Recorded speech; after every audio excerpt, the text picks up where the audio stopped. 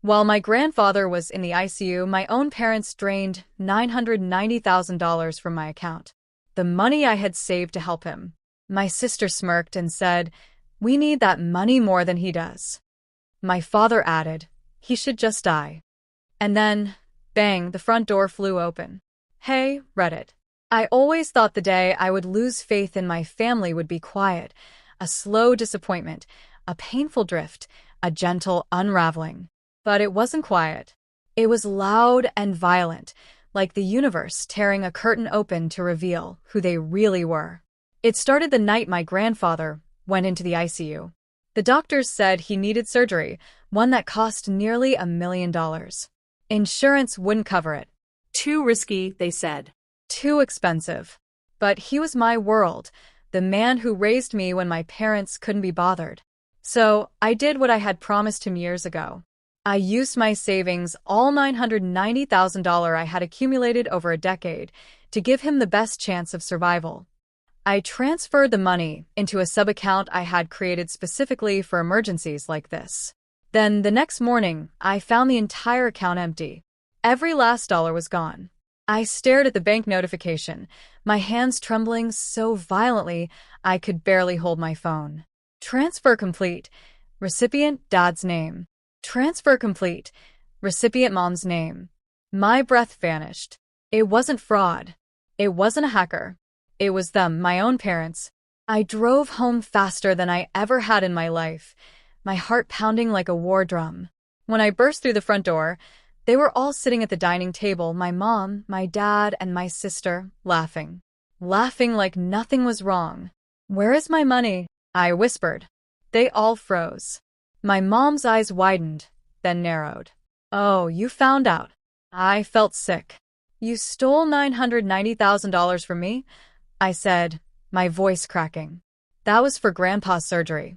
My father scoffed loudly. "Your grandfather's old," he said. "It's a waste of money." My jaw dropped. I couldn't even process those words.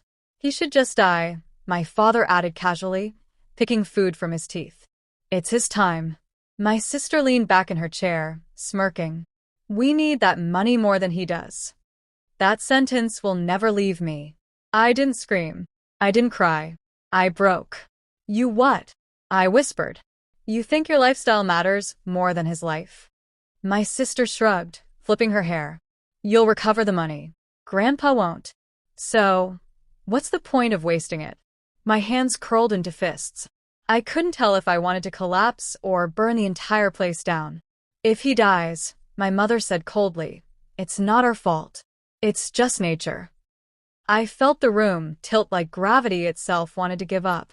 "You are monsters," I whispered. "You're not my family." My father stood up abruptly, towering over me.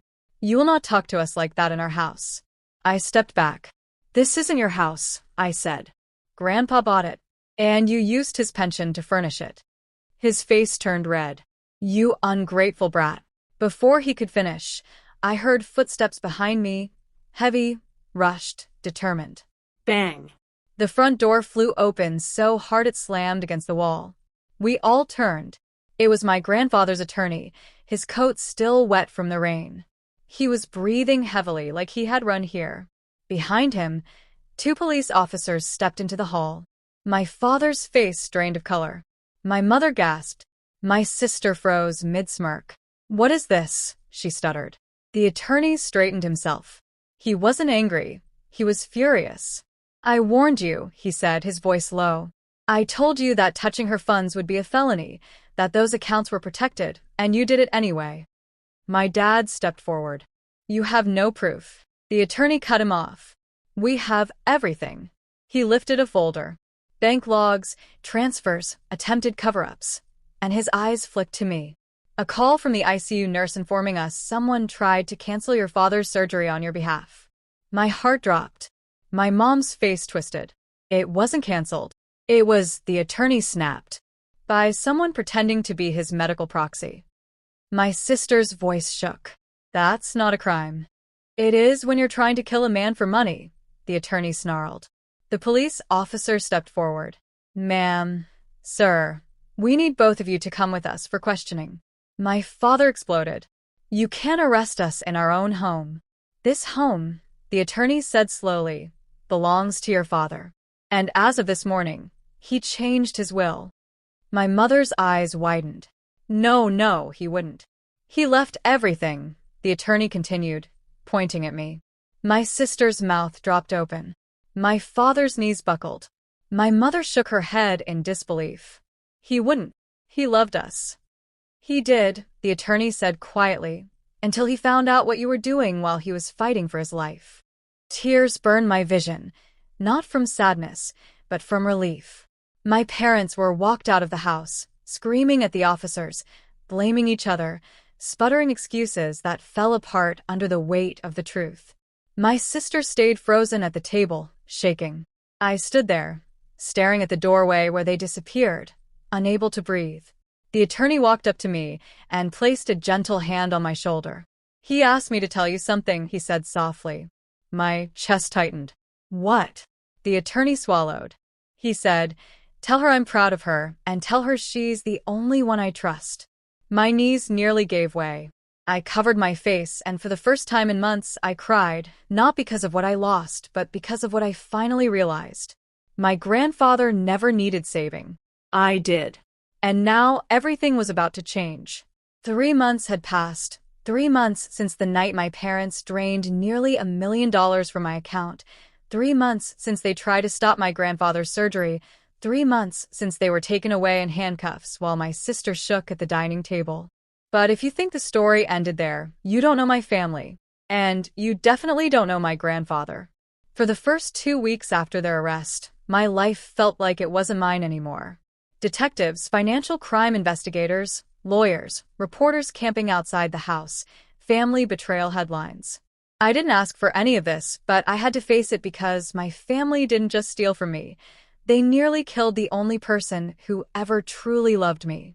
It was early morning when the ICU nurse called. He's awake, she said gently, and asking for you. I dropped everything and rushed to the hospital. When I walked into the room, my grandfather looked frail but alive. His eyes, soft, warm, tired, found mine instantly. He reached out a trembling hand and whispered the words that shattered me. You saved me. I broke down, crying right there at his bedside. He squeezed my hand, not strong but firm enough. After a long moment, he asked, did they do it? His voice cracked. I nodded. My grandfather closed his eyes, as if absorbing the weight of it. Your parents? Your sister? He whispered. I had always suspected they cared more about the money than me, but I never imagined they would go this far. A single tear rolled down the side of his face. They're not your burden anymore, he said. I made sure of that. I didn't understand what he meant until 3 days later. His attorney called me to the office. My heart hammered as I walked in. My sister was already there, puffy eyes, hair unwashed, shaking her leg nonstop. She glared at me like everything was somehow my fault. Then the attorney opened the folder. The will was simple, clean, and final. My grandfather left everything to me: the house, the land, the pension, the remaining investments, everything. My sister shot up from her chair. This is a joke, she shrieked. He promised me. No, the attorney said calmly. You promised him something in return. You promised to take care of him. Instead, you helped your parents steal from your sister. My sister turned to me, her eyes wild. This is your fault. You made him change it. I stared at her. No, I said quietly. You did. She stormed out, slamming the door so hard the wall shook. The attorney cleared his throat. He said you were the only one who never used him. I swallowed hard. He said, the attorney continued, his voice softening, she is the only one who knows what love really means. I broke down again, but this time it was a different kind of pain: grief, love, relief, and finally, justice. My parents went to trial for fraud, identity theft, attempted medical interference, and unauthorized financial transfers. The evidence was overwhelming. The bank logs, the transfer traces, the forged call to the hospital pretending to be me, and the recording of my parents dismissing Grandpa's life like it was worthless. My mother cried in court. My father blamed stress. My sister tried to pretend she knew nothing. The judge wasn't moved. You didn't just manipulate finances, he said firmly. You manipulated a dying man's life. My parents were sentenced. My sister received probation, mandatory therapy, and financial penalties. I didn't cheer. I didn't smile. Justice doesn't feel warm. It feels heavy but right. My parents' arrest tore open every secret and crack our family had hidden. Some relatives supported them, some supported me, and some stayed silent. But my grandfather only grew stronger. With proper care, his health improved dramatically. He started physical therapy, regained color, appetite, and a spark in his eyes I thought I'd lost forever. Every day, he looked at me with a kind of gratitude that made my heart ache. One evening, while I helped him sit up, he said, "You didn't save my life because I'm family. You saved my life because you're good." I blinked back tears. "You taught me to be," I whispered. He smiled, the same smile he had when I was 5. "That's why everything I own is yours. You'll protect it, and you'll protect yourself." I held his hand. "I will," I said. "And I'll protect you, too." A week later, while Grandpa and I were eating lunch, someone banged on the front door. Not just a knock, but a bang. I froze. Grandpa whispered, "Who is that?" I walked to the door, heart racing. I opened it, and my sister stood there, crying, shaking, broken. Not angry, not arrogant, just shattered. "Please," she sobbed. "I have nowhere to go. Mom and Dad blame me for everything. Their lawyers blame me, too. I don't know what to do." She collapsed to her knees. For a moment, I felt that old instinct, the urge to fix things, to take responsibility, to save everyone. But then I remembered the money she took from me, the surgery she tried to stop, and the smirk when she said, "Grandpa doesn't deserve to live." Grandpa came to the door behind me. He looked at her quietly and said the words I never expected him to say. "You can come in, but you will not hurt her again." He nodded toward me. My sister sobbed harder. I opened the door wider, not because she deserved mercy, but because I finally understood something. Forgiveness isn't for them.